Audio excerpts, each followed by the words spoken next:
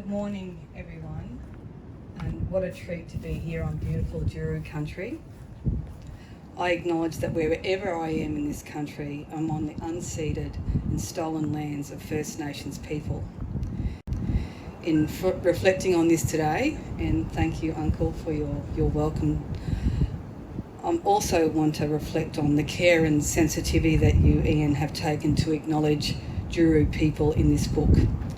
My respect to Juru elders and to all First Nations people present, and thank you for sharing this place with me.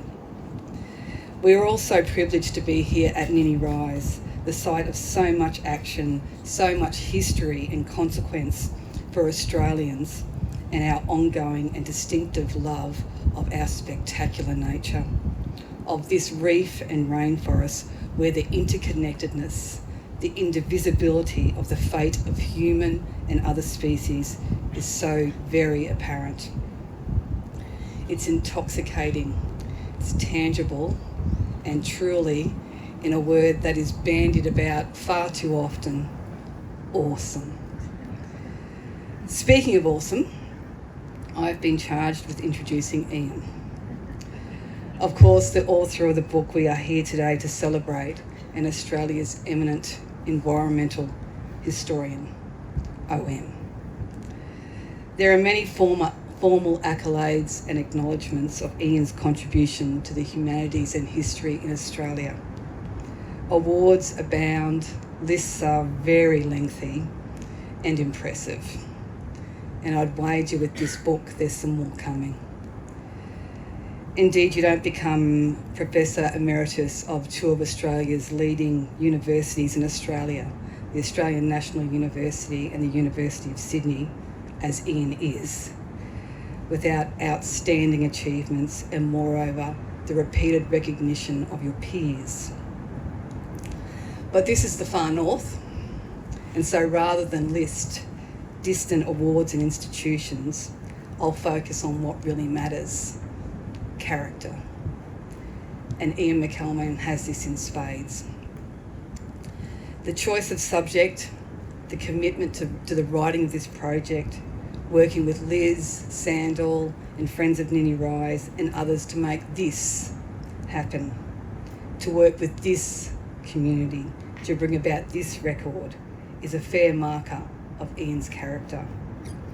Of all the choices that could be made about directing energy and expertise, Ian chose here, and we can all be very glad of that. I first met Ian after he published The Reef, A Passionate History from Cook to Climate Change in 2014.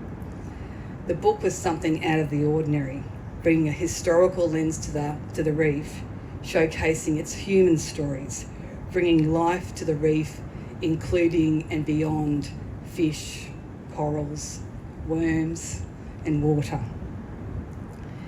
In telling this story of John Busst and his allies, some of whom are here today, Ian again brings new ways of thinking about and remembering to the public. At a time when the reef and rainforests and the world is in various states of crises, or better, transformations, this work is extraordinarily important and consequential. We urgently need new stories, new characters like John Busst. Beyond Bingil Bay and the cassowary coast, and its cassowaries, for you, Liz, Australia and the world has been gifted this book that will ignite conversations and energise people and communities by carefully and meticulously unpacking the evidence that it's true. Together we can bring about change. It's a timely and urgent reminder. It's been a feature of Ian's work, and certainly my experience, that Ian chooses unexpected histories that challenge and disrupt the usual stories we tell about people, ideas and places. His work brings attentions to the story where we might otherwise not see. And with John Busst, Bohemian artist and saviour of rainforest and reef, he's done that again.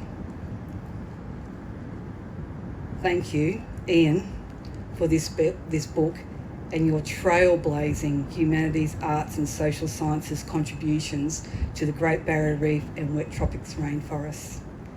In doing so, and quite wonderfully, you yourself have become a man of reef and rainforest. Can you please join me in congratulating Ian McCalman?